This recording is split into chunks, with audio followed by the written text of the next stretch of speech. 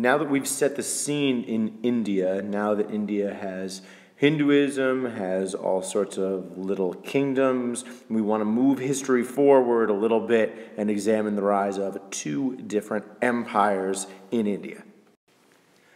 The first is this one. It's the Mauryan Empire. As you can see, it's not exactly modern-day India. It doesn't get all the way down into the south, and it goes further north than the modern-day country of India does. But this was their country. This is the Mauryan Empire. The founder, Chandragupta Maurya, starts off in this area over here, and India has a bunch of different little countries, and he expands out and conquers a bunch of them to make this big old empire.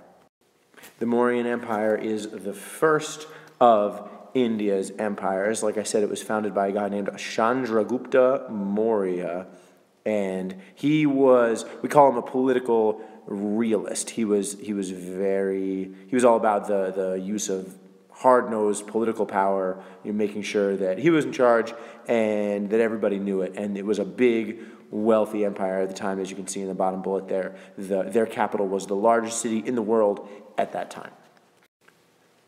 And here's the man himself. It was normal back then for kings to put themselves on their currency. It wasn't like our money where it's former presidents. The money printed during that king would usually have that king on the money. And so that was one way you can tell when a coin is from, by seeing what king is on it. So this is a coin that's supposed to show Chandragupta and on a horse being all cool. The dynasty founded by Chandragupta, the Mauryan Dynasty, lasts for a while. Chandragupta's grandson, Ashoka, who we've been discussing in class, is the guy responsible for erecting a lot of pillars like this one that you see here. And let me show you a slide that has a little bit about his life. So Ashoka starts off, again, as we've discussed quite a bit in class, he starts off by conquering a lot of different areas by this period of warfare. But then he converts to Buddhism, and he does this whole thing where he preaches nonviolence, tolerance. As it happens, vegetarianism. He was a big advocate of that as well. And the main thing that I want you to get from this wordy little thing right here is just that he was a good ruler, along with being, sort of a good person and saying, hey, we should, tolerate everybody. He also was a good ruler who, financed public works, who basically made the state very strong.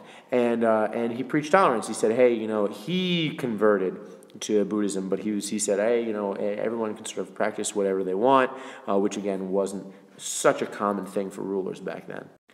Now, the Mauryan Empire doesn't last so long after Ashoka dies. All empires eventually fall. This one just happens to fall sort of after Ashoka. So he was this great ruler, and during his reign, things went really well. But as it happens, the people that took over for him, weren't made of the same stuff, and that particular dynasty didn't last. But one very big lasting legacy that Ashoka had was the promotion of Buddhism, as you can see right here. Buddhism today is more popular outside of India, where it originated, than it is inside of India. And one of the reasons for that is Ashoka. He promoted it, and I'm going to show you on this map right here. So Buddhism starts here in the northeast of India, and then it spreads all around these areas. So you can see all the colored areas here. And just as it happened historically in India, its popularity faded, but its popularity in China became very big and is big even today. Its population down here in Southeast Asia is hugely popular today, and its popularity in Tibet, by the way. So its popularity outside of where it started is probably greater than it is right here. That's just because that's how it happened. And one of the reasons for that, this is all the work that Ashoka did to promote the religion. So the Mauryan dynasty falls. Like all dynasties fall, there's a little bit of time of chaos and, post-apocalyptic, everybody fighting everybody else.